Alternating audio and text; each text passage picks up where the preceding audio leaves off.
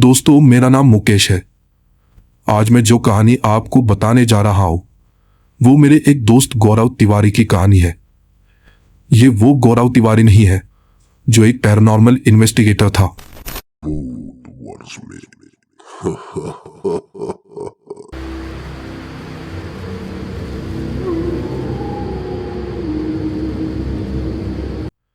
और जिसकी मौत रहस्यमय तरीके से हुई थी।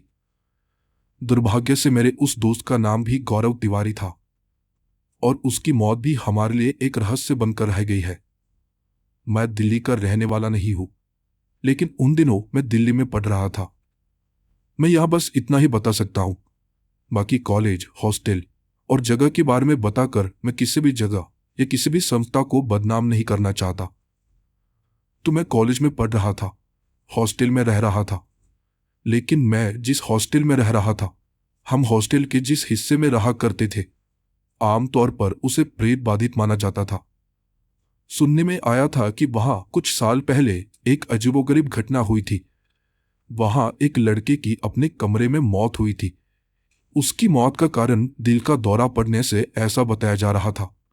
लेकिन ये वो कारण था जो हॉस्टल के अधिकारी ने बताया था। वहां हमने जो सुना था वो उससे भी ज्यादा भयानक था। सुना था कि जब उस लड़के की मौत हुई थी तब उसके बिस्तर में कोई एक बोर्ड पड़ा हुआ था। कोई साधारण बोर्ड नहीं, ओजा बोर्ड। उसके शरीर पर खरोचने के निशान थे। हाथों की पैरों की उंगलियां टूटी हुई थी और टूटकर उल्टी हो चुकी थी, जैसे उन्हें ताकत से मरोड़ा गया हो। जबड़ा एक तरफ खिसका हुआ था, जैसे किसी लकवा मारे इंसान का दिखाई पड़ता है। और जिन लड़कों ने यह सब देखा था वो उसी दिन हॉस्टल छोड़कर चले गए थे। पीछे बची थी तो बस उसकी मौत से जुड़े भयानक किस्से और कहानियां। मैं वहां नया था, मेरे दोस्त भी नए थे। ज्यादातर लड़के उन कहानियों से इतना डरा नहीं करते थे, लेकिन मैं डरता था, क्योंकि हॉस्टल का वो हिस्सा थोड़ा खराब था। वो हिस्सा हमेशा अंधेरे में डूबा दिखाई पड़ता। कभी कोई बल्ब लगाओ, कोई लाइट लगाओ तो अगले ही दिन या तो वो फट जाती थी या फिर जल जाती थी। पर उसके बारे में एक और बात थी कि हॉस्टल के लड़के वहां सुट्टा मारते थे, नशा करते थे, दारू शराब सब चलता था वहां। लेकिन ये सब कब होता था किसी को पता नहीं था। डर के कारण कोई उस तरफ देखने तक नहीं जाता था। लेकिन रात को वो अंधेरा हिस्सा एकदम से इतना शांत दिखाई पड़ता कि वहां के सन्नाटे से भी डर लगने लगता था। दरवाजा खोलकर बाहर झांकने तक की मुझ में हिम्मत नहीं होती। एक एक कर दिन गुजर रहे थे। हम सब दोस्त वहां मजे कर रहे थे, सब कुछ सही जा रहा था।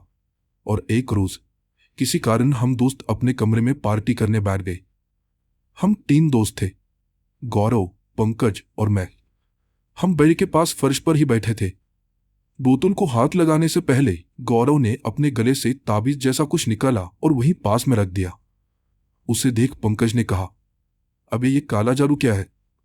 पंकज ने उसे छूने की कोशिश की तो गौरव ने उसका हाथ हटाया और बोला, ये मेरा रक्षा कवच है।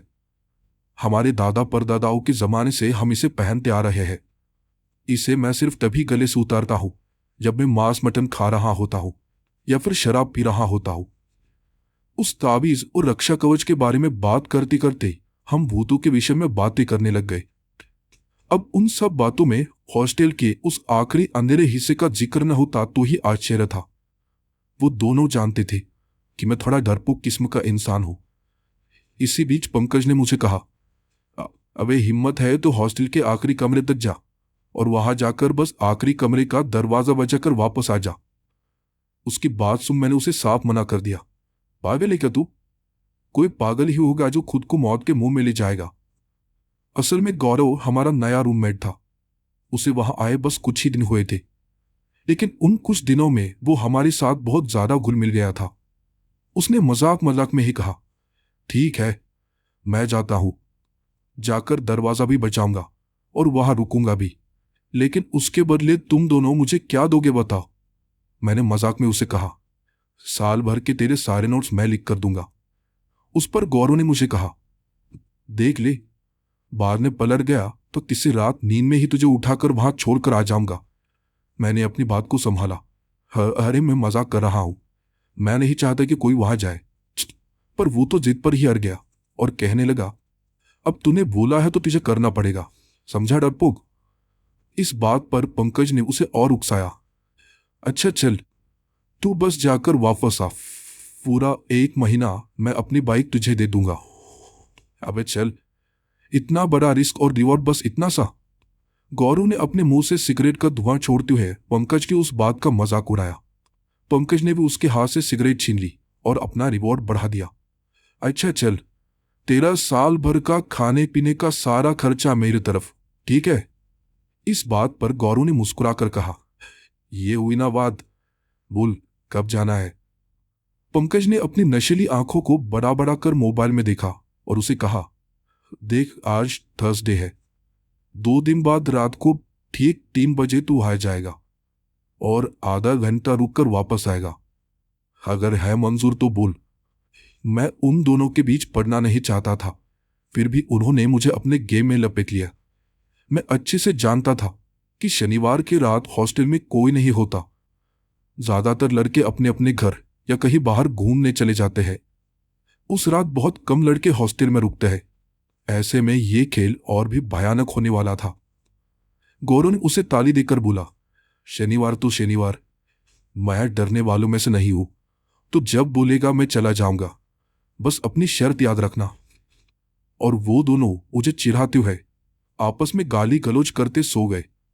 रात हमने भूतों के विषय में इतनी बातें की थी कि रात भर मेरी आंख नहीं लगी। मैं परे परे ही बाहर के सन्नाटे को महसूस कर रहा था और वो दोनों थे कि आराम से पैर पसार कर सो रहे थे। अगले दिन दोपहर जब कॉलेज में मेरे गौरव से मुलाकात हुई तो मैंने कुतूहल से पूछा, गौरव क्या तू सच में कल रात वहां जाने वाला है? उसने मेरे चेहरे को देख मुस्कुराकर जवाब दिया, तो तुझे क्या लगा मैं मजाक कर रहा हूं? मैं इन सब चीजों से बिल्कुल नहीं डरता। उसने अपने गले के तावीज को मुझे दिखाते हुए कहा, गांव में हम रात रात भर यहाँ वहां घूमते रहते हैं, कभी किसी चीज का डर नहीं लगा हमें। फिर भी मैंने उसे कहा, देख मुझे नहीं लगता कि तुझे वहां जाना चाहिए। तू जानता है उस जगह के बारे में, लड़के हॉस्टल के लड़के तो दिन में भी वहां जाने से डरते हैं। शनिवार के दिन वह दोपहर ही कॉलेज से हॉस्टल चला गया और कमरे में जाते ही सीधा सो गया। पिछली 2 रातों से मेरी नींद पूरी नहीं हुई थी। रात को 7 बजे के करीब मेरी नींद खुली। घड़ी में देख मैं तैयार होकर खाना खाने चला गया। ये दोनों दिन भर कहाँ गायब थे पता नहीं था, लेकिन दोनों गायब थे वही अच्छा था। खाना खाने के बाद वापस कमरे में जाने की मेरी हिम्मत नहीं हो रही थी और इसलिए मैं हॉस्टल में ही यहाँ टहल रहा था। जो भी कमरा मुझे खुला दिखाई देता मैं उसमें जाकर टाइम पास करने लगता था। लेकिन रात 11 बजे के करीब मैं अपने रूम की तरफ जाने लगा। अब मेरे सामने वो लंबा गलियारा था और उसके आखिर में वो भयानक अंधेरी जगह। मैंने अब तक उस जगह को अंधेरे में ही देखा है। वहां कभी कोई लाइट नहीं जलती। हॉस्टल के लोगों ने तक तो वहां लाइट लगाना ही बंद कर दिया है। मैं जब उस कॉरिडोर में खड़ा था तो लगा जैसे कुछ पल के लिए मेरा दिल धड़कना बंद हो गया हो। मैंने वहां से नजर हटाकर रूम के दरवाजे को देखा। दरवाजे पर अब भी ताला लगा था। सोचा कि चलो अच्छा हुआ कि दोनों अब भी कहीं बाहर है। अब तो चौकीदार भी उन्हें अंदर नहीं आने देगा। आज रात में एक अच्छी नींद सोऊंगा। मैंने जल्दी से लॉक खोला और अंदर से भग करके सिगरेट का धुआं मेरे चेहरे पर आ गया। मैंने खांसता हुआ धुएं में देखा तो दोनों हरामी अंदर बैठे बियर पी रहे थे। उन्हें देख मैंने अपना सिर पकड़ लिया। मुझे दरवाजे में खड़ा देख दोनों बड़ा जोर जोर से हंसने लगे। पंकज ने बियर का भूख पीते हुए बोला, साले फोन क्यों बंद करके रखा था बे? हम भी तेरे बाप है। हम जानते थे दरवाजा खुला होगा तो तू आएगा नहीं, इसलिए हमने वॉचमैन को कहकर बाहर से ताला लगा लिया। तुझे क्या लगा तू बच जाएगा? चला बैठ, आज की पार्टी गौरव की तरफ से है। गौरव ने भी अपने हाथ की बोतल को हवा में लहराते हुए कहा, हाँ हाँ कर ले, लेकिन मेरी तरफ से ये आखिरी पार्टी है, क्योंकि अब साल भर की सारी पार्टियां अपना प्यारा दोस्त पंकज देने वाला है। मैं उन दोनों को देखता रहा। मैं वहां जाता ना क्या करता। मैं भी उनके बीच जाकर बैठ गया। एक बोतल उठाई और उसे खोलकर मुंह को लगाया। एक करवा घूंट पीते मेरा चेहरा भी करवा हो गया। 2 बियर गर्म हो चुकी थी। पंकज ने मेरे कंधे को पकड़कर बोला, साले घंटे भर से तेरा इंतजार कर रहे हैं, सच बोल, डर के मारे छू गया था ना तू? डरपोक कहीं का। मैंने हाँ ना करते उन्हें समझाने की कोशिश की कि देखो तुम दोनों को बहुत चढ़ गई है, तुम दोनों अब सो जाओ, हम किसी और दिन चैलेंज को पूरा कर लेंगे। पर वो तो नशे में बार बार उसी बात को दोहराए जा रहे थे। हवे जो होगा आज ही होगा, उससे वध पर होगा। अगले 1-1.5 घंटे तक मैं फिर वो प्रेत के विषय में उनकी बकवास बातें सुनता रहा। मैं बस आधी ही बोतल खत्म कर पाया। बियर इतनी गर्म और इतनी कड़वी लग रही थी कि पीने का मन ही नहीं कर रहा था। और वो दोनों थे कि एक के बाद एक गर्म बियर को पिए जा रहे थे। और ऐसा करते हुए वो दोनों वहीं लेट गए, वहीं लोटपोट होने लगे और नशे की हालत में वहीं पर सो भी गए। उन दोनों की बोतलों में तब भी कुछ कुछ बियर बाकी थी। मैं भी अपने बिस्तर पर जाकर सो गया और सोने से पहले मैंने उस गर्म बियर की बोतल को खाली कर दिया। सिर्फ अपनी ही नहीं बल्कि उनकी बची कुची बियर को भी मैं पी गया ताकि मुझे अच्छे से नींद आ सके। और बिस्तर पर गिरते ही मैं 7वें आसमान पर था। दिमाग पर धीरे धीरे नशा चढ़ता जा रहा था और मैं हल्के हल्के नींद में जाने लगा। वक्त क्या हुआ था पता नहीं, पर रात अचानक मोबाइल की आवाज से मैं गहरी नींद से जाग गया। देखा तो गौरव का मोबाइल जोर जोर से बज रहा था। मैंने उसका मोबाइल उठाया और देखा तो उसने 2:50 का अलार्म सेट करके रखा था। मैंने वो बंद किया और तभी वो उठकर बाहर गया और अपनी आंखों को मसलते हुए कहा, अबे चल उठ, तैयार हो जा चैलेंज ही ले। ऐसा करते हुए उसने पंकज को भी हिलाया। पंकज ये कहते हुए जाग उठा, अबे 3 बज गए, हो गया पूरा चैलेंज, चलो सो जाओ अब। लेकिन गौरव ने खुद हमें जगाया, हमें उठाया और कहा, अभी तो जाना बाकी है दोस्तों, चैलेंज होगा भी और मैं जीतूंगा भी। मैं इतना ज्यादा नशे में नहीं था, पर पंकज था और इसलिए हम दोनों को उस वक्त चैलेंज से कोई भी लीना दीना नहीं था। यह बस गौरव ही था जो चैलेंज की बात पर आ रहा था। उसने वहां पर एक मोबाइल उठाया और हमसे कहा, अभी तुम दोनों को कुछ नहीं करना है, बस कोई एक मोबाइल बाहर रख देना और रिकॉर्डिंग ऑन कर देना। मैं भी अपना मोबाइल साथ लेकर जाऊंगा और ठीक आधे घंटे बाद मैं वापस आ जाऊंगा, ठीक है? मैंने सिर्फ उसकी वो बात सुनी और उसे देखता रह गया। ये उस समय की बात है जब मोबाइल में ज्यादा से ज्यादा 2 मेगापिक्सल या फिर वीजीए कैमरा हुआ करते थे और मेमोरी तो बस नाम के लिए होती थी।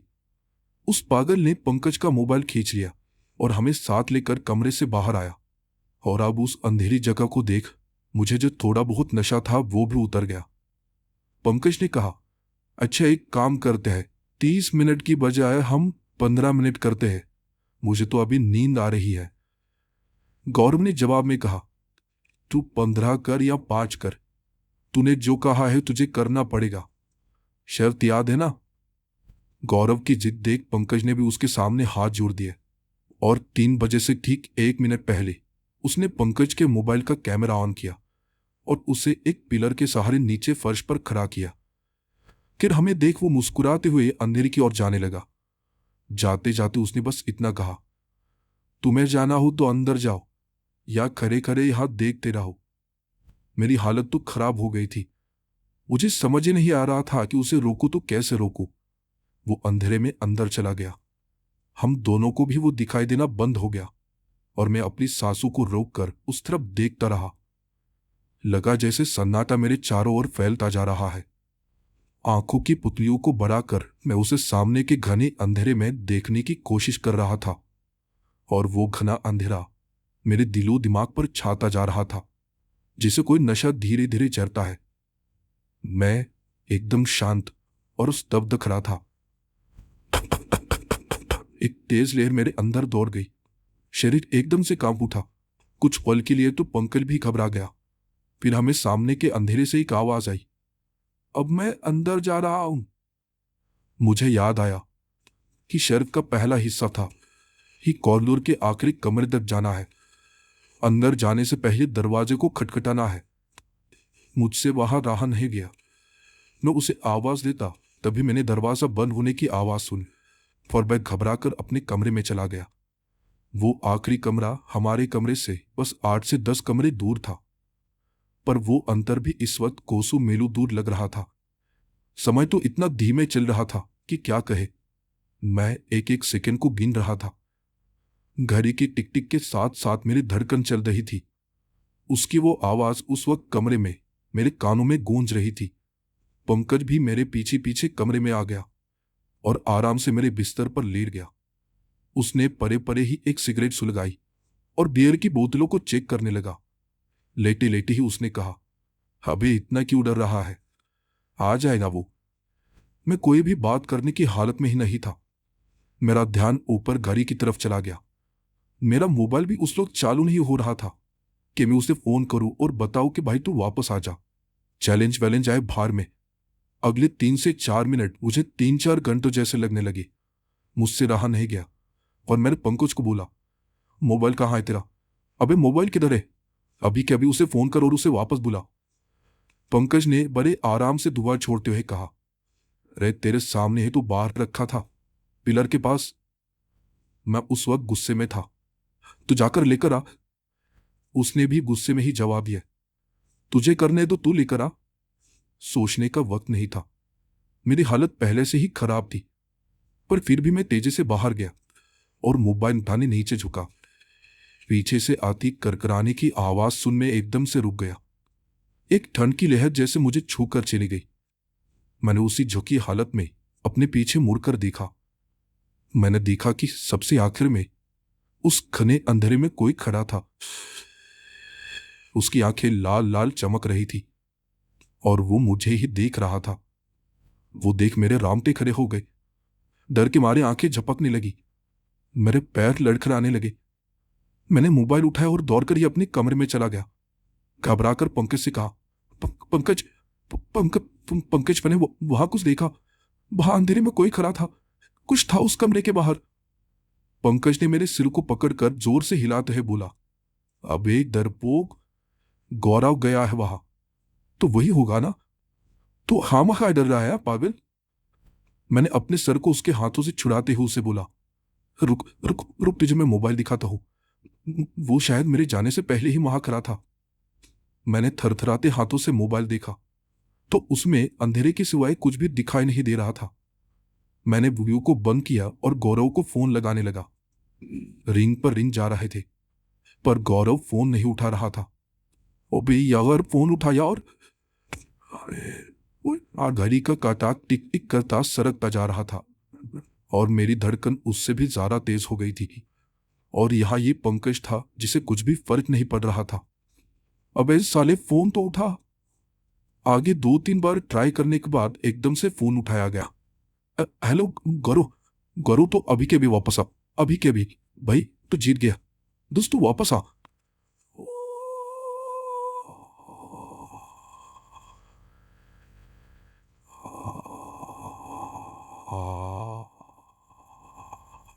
मुझे सामने से सिर्फ एक घरघराती आवाज सुनाई दे रही थी। उस आवाज को सुन मैं और डर गया। गौरव, गौरव तो सुन रहा है ना? वापस आ भाई, प्लीज वापस आ।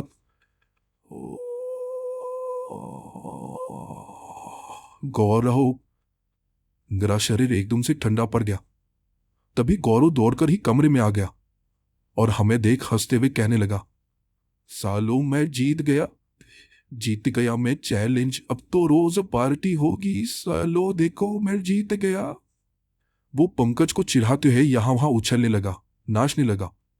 पंकज भी मुंह टेढ़ा कर उसे कह रहा था, हाँ हाँ चल पता है, ज्यादा उछल मत। लेकिन उस वक्त मेरा हाल क्या हो रहा था वो बस मैं ही जानता था। और अब गौरव को देख मुझे थोड़ा अच्छा महसूस होने लगा। तभी गौरव ने हम दोनों के सामने आकर बैठते हुए कहा, अभी ये देख मैं वहां से क्या लेकर आया हूं। उसने शर्ट में छुपाया एक छोटा लकड़ी का बोर्ड जैसा कुछ बाहर निकाला, जिस पर बड़े बड़े अक्षरों में लिखा था ओजा बोर्ड, और नीचे बड़े बड़े 1 से 0 तक अंक और अंग्रेजी अक्षर छपे हुए थे। उसे देख मैं हैरान हो गया। तुझे कहां से मिला ये? उसने उस बोर्ड को हाथ से साफ करते हुए कहा। वही पड़ा था। उस बोर्ड को देख मुझे उस रूम के संबंध में सुनी एक एक बात याद आने लगी कि कैसे वहां एक लड़के की मौत हुई थी, कैसे उसके बिस्तर में कोई औजा बोर्ड पड़ा मिला था और कैसे उसकी हालत थी। इस बार मैं डरा हुआ भी था और मुझे सच में बहुत गुस्सा आ रहा था। देखो बहुत हो गया मजाक।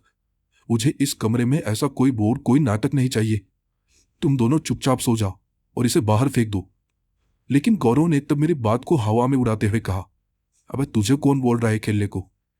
और पंकज के सामने बैठते हुए गौरव ने उसके सामने शर्त रखी, चल तुझे भी एक मौका देता हूं, अगर तूने इसे खेलने में मेरा साथ दिया तो मैं तेरी शर्त को छोड़ दूंगा, जाने दूंगा। तुझे मुझ पर साल भर खर्चा करने की कोई जरूरत नहीं, ठीक है? करेगा मेरे साथ? पंकज भी अपने हाथों की बाहों को पीछे खींचते हुए बड़े ताव में बोला, अब इतना तू जाकर आया है तो इसमें कौन सी बड़ी बात है? Challenge accepted. मैं उन पर 2-3 बार चिल्लाया कि ये सब बंद करो, ये पागलपन रोक दो, क्योंकि शायद मैं अकेला था जिसने किसी अनजान भयानक चीज को वहां देखा था। लेकिन उन दोनों पर शायद सच में भूत सवार था। वो दोनों आमने सामने बैठ गए और बोर्ड को सामने रख उस पर बियर की बोतल रख दी। बोतल को केंद्र में रखकर गौरव ने कहा, मुकेश उस आत्मा से मिलना चाहता है जिसकी इस हॉस्टल में मौत हुई थी। उसने 2-3 बार ऐसा कहा। उसने मेरा नाम लिया था, इसलिए तो मैं और भी डरा हुआ था, पर वहां कुछ भी नहीं हुआ। उसने फिर से बोर्ड को झटका और उसे झटक कर साफ किया। उस बोर्ड पर और कुछ अक्षर दिखाई देने लगे। इन और आउट ऐसे 2 शब्द लिखे हुए थे। इनका मतलब शायद आत्मा आ गई है और आउट का मतलब शायद आत्मा चली गई है। गौरव ने जब इस बार फिर वैसा कहा तो बोतल खिसक कर इस शब्द पर चली गई। मैं घबरा गया। फिर भी मैंने गुस्से में दोनों को कहा, देखो मैं जानता हूं कि तुम जानबूझकर ये सब कर रहे हो। मुझे तब लगने लगा था कि शायद वो दोनों मिले हुए हैं और मुझे डरा रहे हैं। वैसा होते ही गौरव ने मुस्कुराकर मुझे देखा। मुझे अंदर ही अंदर डर के साथ साथ बहुत गुस्सा आ रहा था। गौरव ने मुस्कुराकर फिर से बोतल को उठाकर सेंटर में रखा और तब पंकज ने पूछा, अच्छा भूत भाई, तुम्हारा नाम क्या है? बोतल दोनों के हाथ से खिसकते हुए पहले अक्षर पर चली गई। पहला अक्षर था जी, और इस तरह से सरकते हुए एक एक अक्षर को जोड़ती चली गई। जी, ए, यू, आर, ए, वी, गौरव। उन शब्दों को जोड़ते ही मेरे दिमाग में वो नाम आ गया। मैंने फिर कहा, देखो ये तुम्हारी कोई चाल है, तुम मुझे जानबूझकर डरा रहे हो। और उसी पल मैंने गौरव की आंखों में वो चमक देखी, वही लाल चमकती आंखें जो मैंने दरवाजे के पास खड़े आदमी की देखी थी। उसकी मुस्कुराहट भी उस वक्त अजीब थी। एक भयानक सी मुस्कान उसके चेहरे पर फैलती चली गई। पंकज का उसकी तरफ ध्यान ही नहीं था और उसने फिर से हंसते हुए ही पूछा, क्या क्या तुम्हारा नाम भी गौरव है? गौरव ने हंसकर अजीब आवाज में जवाब दिया, हाँ, मेरा नाम भी गौरव है और इसने मुझे बुलाया है। चैलेंज तो अब पूरा होगा जब मैं इसे लेकर जाऊंगा। इतना बोलकर गौरव एकदम से अपनी जगह पर उठ खड़ा हो गया। पंकज ने अपना सिर उठाकर उसकी तरफ देखा और उसने पंकज को एक जोर की लात मारी। लात मारकर वो खुद भी धड़ाम से जाकर दीवार से चिपक गया। उस आत्मा ने इतनी जोर से लात मारी थी कि पंकज से उठा तक नहीं जा रहा था। वो छाती पकड़कर वहीं कराहने लगा। मैं गौरव का वो रूप देखकर नीचे गिर पड़ा। वो अपने मुंह से एक अजीब भयानक आवाज निकाल रहा था,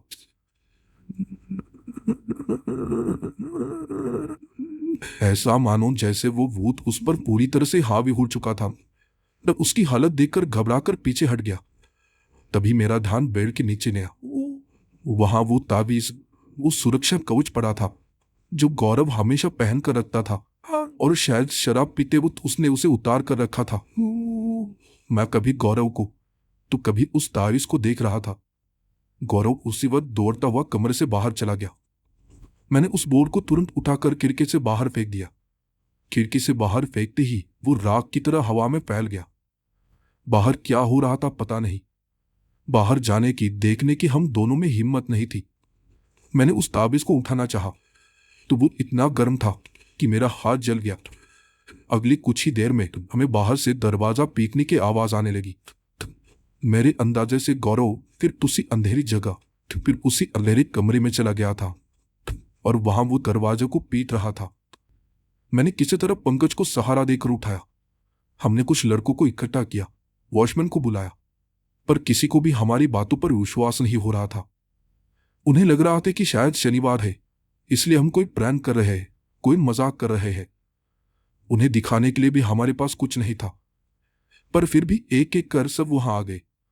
हम सब उस अंधेरी जगह पर टॉर्च लाइट लेकर चले गए तो उस आखिरी कमरे में गौरव बेजान सा पड़ा था। उसकी सांसें थम चुकी थी, धड़कनें रुक चुकी थी और उसके दाएं हाथ की कुछ उंगलियां टूटी हुई थी, जैसे किसी ने ताकत लगाकर उन्हें मरोड़ दिया हो। उसे अस्पताल ले जाया गया, पर कुछ हाथ नहीं लगा। मैं उसके अगले ही दिन उस हॉस्टल को छोड़कर चला गया। कुछ दिनों बाद मुझे पता चला कि मेडिकल रिपोर्ट आई है और मेडिकल रिपोर्ट में यही लिखा था कि उसकी मौत दिल का दौरा पड़ने से हुई है। पर रिपोर्ट के पीछे जो कुछ हुआ था वो सिर्फ मैं और मेरा दोस्त पंकज जानता था। मैं आज तक उन सवालों के जवाब ढूंढ रहा हूं कि ये सब अचानक से कैसे हो गया। एक मजाक से शुरू हुआ खेल हमारे एक दोस्त की जान लेकर खत्म हो गया था।